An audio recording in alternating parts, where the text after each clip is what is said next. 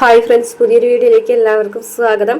അങ്ങനെ വിനായകനെയും കൊണ്ട് വേദ പോകുന്നത് ദർശന്റെയും പിന്നെ വിക്രത്തിന്റെ കേസ് അന്വേഷിച്ചായ ഒരു പോലീസ് ഉദ്യോഗസ്ഥന്റെയും അടുത്തേക്കാണ്. അവിടെ ചെന്നിട്ട് അന്നത്തെ കാര്യങ്ങളൊക്കെ ചോദിക്കുമ്പോൾ വിനായകൻ പറയാണ് അത് അവസാനിച്ചതല്ലേ, ഇനിയിപ്പോൾ എന്തിനാണ് അതിനെക്കുറിച്ചൊക്കെ ചോദിക്കുമ്പോൾ വേദ പറയുന്നതാണ് ചില കാര്യങ്ങൾ അങ്ങനെയാണ്, അവസാനിക്കുന്നിടത്തുനിന്ന് വീണ്ടും തുടങ്ങും.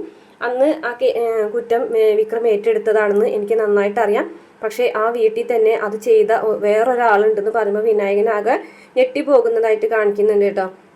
അപ്പോൾ വേദ ചോദിക്കുന്നുണ്ട്, അച്ഛൻ അന്നത്തെ ദിവസം ജയിലിൽ പോകാതിരിക്കാൻ വേണ്ടിയിട്ടാണ് വിക്രം ആ കുറ്റം ഏറ്റെടുത്തതെന്ന് വിക്രം തുറന്നു പറഞ്ഞാലത്തെ അവസ്ഥ എന്തായിരിക്കും എന്ന് ചോദിക്കുന്നുണ്ട്. അപ്പോൾ വിനായകനാണെന്നുണ്ടെങ്കിൽ ഇതൊന്നും മറുപടി ഒന്നും പറയുന്നില്ല കേട്ടോ. എന്നിട്ട് വേദ പറയുന്നുണ്ട്, വിക്രം തെറ്റുകാരനല്ല എന്ന് എനിക്ക് തെളിയിക്കണം. മറ്റുള്ളവരുടെ മുന്നിൽ ആ തെറ്റ് ചെയ്തത് ആരാണെന്ന് പുറത്ത് കൊണ്ടുവരികയും വേണം. അത് ഞാൻ ചെയ്യും. അതിൻ്റെ വക്ക് വരെ ഞാൻ എത്തിക്കഴിഞ്ഞു എന്ന് പറഞ്ഞിട്ട് അവർ പോവുകയാണ് കേട്ടോ. മാത്രമല്ല ആ പോലീസുകാരൻ്റെ നിന്ന് വിനായകൻ ഒരു അടിയൊക്കെ കിട്ടുന്നുണ്ട്. അപ്പോൾ വിനായകൻ തന്നെയായിരിക്കും അവർ തെറ്റ് ചെയ്തത്. അപ്പോൾ അവർ പോകാൻ നേരത്തെ വിനായകൻ വിളിക്കുന്നുണ്ട്, ഇത് ആരോട് പറയരുതെന്നൊക്കെ പറയാൻ വേണ്ടിയിട്ടായിരിക്കും വിളിക്കുന്നത്.